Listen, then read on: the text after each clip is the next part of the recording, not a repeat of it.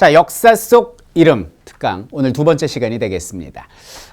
오늘은 관직 이름부터 시작을 해 볼게요. 조선시대 관직을 보면 굉장히 디테일하게 나눠놨음을 알 수가 있습니다. 그 이유가 무엇인고 하니 조선은 귀족 국가가 아니라 관료 국가였거든요. 왜냐하면 조선을 건국한 3인방 출신이 전부 다 미천했어요. 왕이 함경도 촌놈 출신 이성계, 두 번째 정도전은 서자 출신입니다. 서울이었고 엄마가 노비 아니었습니까?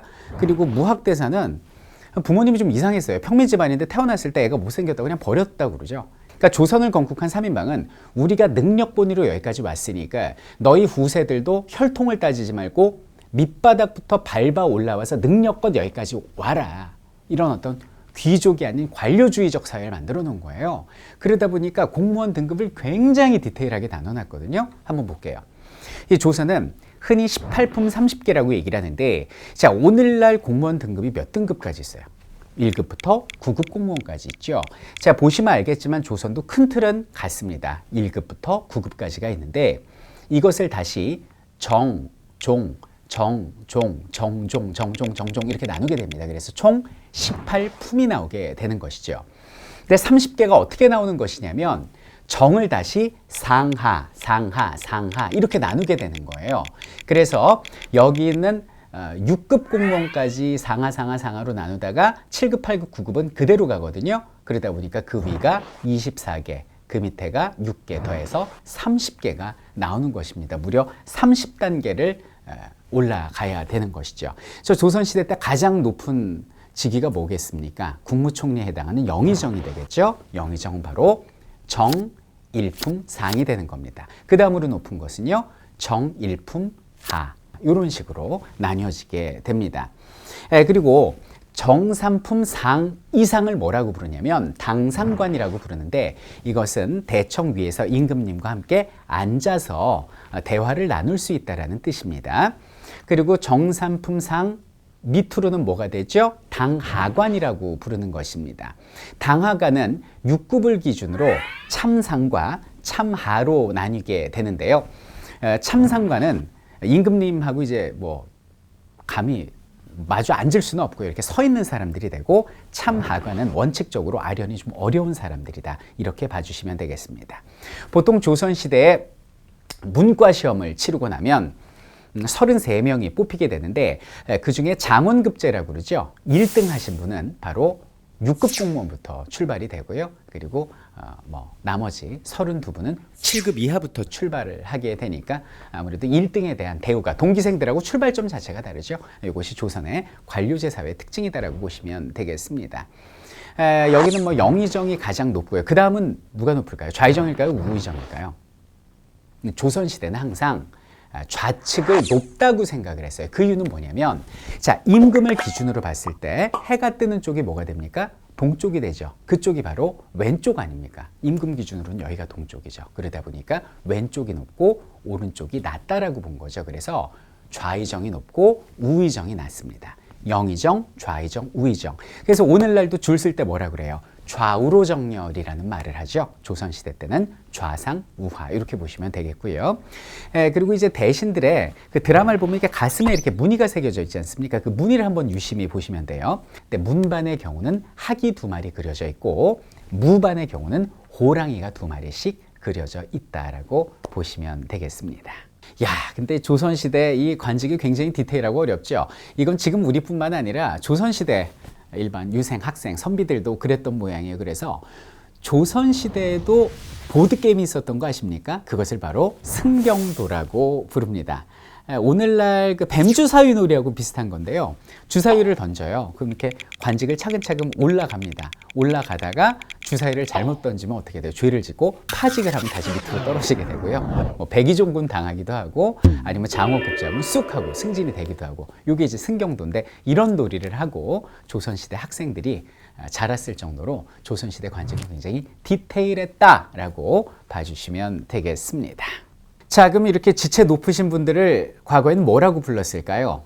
당상관 중에서 최고로 높으신 영의정 이런 분들은 대감마님, 대감 이렇게 불렀고요. 당상관 중에서도 이게 조금 좀 낮으신 분은 영감 이렇게 불렀습니다. 그러니까 영감이라는 거 굉장히 극존칭이다라고 보시면 됩니다. 하파라는 표현도 있죠. 대원군을 뭐라고 그래요? 대원이 하파 그랬잖아요. 높으신 분을 하파라고 부릅니다. 이제 일제강점기에 오면서 영감은 고위 관리들을 칭하는 이름이 됩니다. 그래서 뭐 법관이랄지 판사, 검사, 고위 공직자들을 영감 불렀고 이거는 광복 이후에도 계속됩니다. 그래서 대법원에서 더 이상 뭐 법관, 판사들을 뭐 영감이라고 부르지 말라고 지시를 할 정도로 영감이란 말이 계속됐습니다. 오늘날 쓰이는 의미는 조금 다르지 않나라고 싶고요. 그리고 영감하고 비슷한 용어로서 양반이라는 게 있습니다. 이 양반이라는 거는요, 서반하고 동반을 합쳐서 이 서반이라는 것이 무신이고요. 그리고 동반이라는 건 문신이 됩니다. 그래서 문신과 무신을 합쳐서 양반이라고 부르는데 이 개념은 고려시대에도 있었어요. 근데 고려는 아무래도 이제 귀족 사회다 보니까 뭐 그런 게 크게 통용되지 않았는데 조선시대 오면서 아까도 말씀드렸다시피 귀족 사회가 아니라 관료제 사회가 되지 않습니까? 그래서 백성들이 볼 때는 가장 높은 신분이 뭐예요? 문반하고 무반이네 합쳐서 양반 이렇게 부르는 거죠. 그래서 15세기 쪽에는 양반을 문반과 무반 즉 현직 관리 고위 공직자를 양반이라고 불러내니까 성취 지위였었고요. 그리고 이제 조선시대 16세기가 되면서 그 고위공직자의 가족들까지 양반으로 부르게 됩니다. 그래서 이거는 귀속주의가 되는 거고 아무래도 그 가족들까지 공직자의 가족들까지 양반이라고 부르게 된 것이죠. 근데 조선시대 후기 쪽에 백성들은 양반한테 실망을 느끼게 되죠. 왜냐하면 임진을 한때 다 도망을 가잖아요. 백성들 놓고. 그러다 보니까 양반을 조롱하게 됩니다. 그래서 양반이라는 개념 자체가 좀 격화가 되고요. 조선 후기 쪽에는 전 백성의 철종을 기준으로 전 백성의 70%가 양반이 되거든요. 그러니까 뭐 시샘말로 개나 소나 다 양반되다 보니까 양반이라는 용어의 개념이 땅바닥에 떨어지죠. 그래서 오늘날 쓰는 양반은 언제 써요? 그 운전하다가 접촉사고 나거나 시비 붙은 사람을 양반이라고 그러지. 이 양반아, 운전 똑바로 이 양반아 그러잖아요. 그래서 뭐 영감도 그렇고 양반도 그렇고 어떤 그 이름의 개념은, 호칭의 개념은 조금씩 변하지 않나라는 생각을 해봅니다. 그리고 마누라라는 말 들어보셨죠? 이 마누라의 그 기원은 고려시대 말에 몽골이 우리나라를 80년 동안 지배하면서 우리나라에서 쓰기 시작했다라는 것이 정설이 되는데요. 이 재밌는 것은 조선시대 때 마누라는 그 부인을 칭하는 말이 아니었습니다. 마누라라는 건 나의 주인님을 부를 때 마누라라고 부릅니다. 그러니까 노비가 주인님을 부를 때 마누라, 마노라 이렇게 불렀거든요. 그리고 또 정조의 어머니 해경궁 홍씨가 쓴 한중록이라는 책을 보면 왕이랄지 뭐 왕비, 세자, 세자빈 이렇게 지체 높으신 분들을 마노라라고 불러요. 남녀 상관없이. 근데 지금은 마누라가 누구예요? 우리 집에 있는 안주인, 처를 마누라라고 부르죠. 여기서 뭘 느낄 수 있습니까? 역시 나는 처한테 지배당하고 있구나.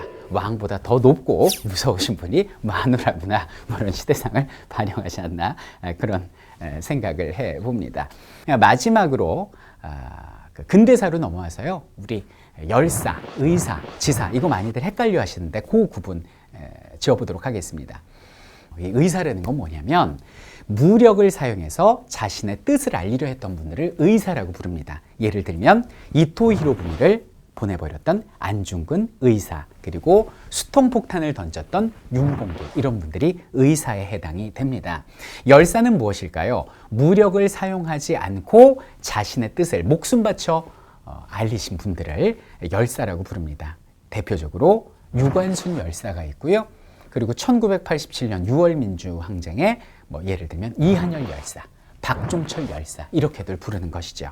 자, 마지막으로 지사는 뭐냐면 의사와 열사가 주로 이제 돌아가신 분들에 붙이는 칭호라면 살아있는 분들에게도 붙여지는 칭호가 지사가 되는데요. 마음과 뜻을 다해서 이 나라와 이 민족을 위해 최선을 다하시는 분들을 지사라고 부르는 것입니다. 그래서 이 방송을 보시는 우리 대한민국 국민 여러분들도 자기 분야에서 최선을 다하고 나라와 민족을 생각하면서 열심히 노력하면 당신도 그리고 바로 저도 누구나 지사가 될 수 있다는 걸 말씀드리고 싶습니다. 자, 이렇게 해서 온 국민이 알면 너무나 유익하고 재미있는 역사의 이름풀이, 용어풀이를 해봤는데요.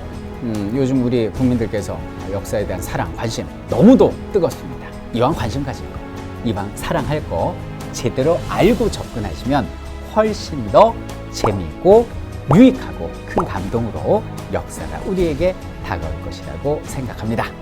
설민석의 십장생 한국사, 다음 주도 함께 합니다.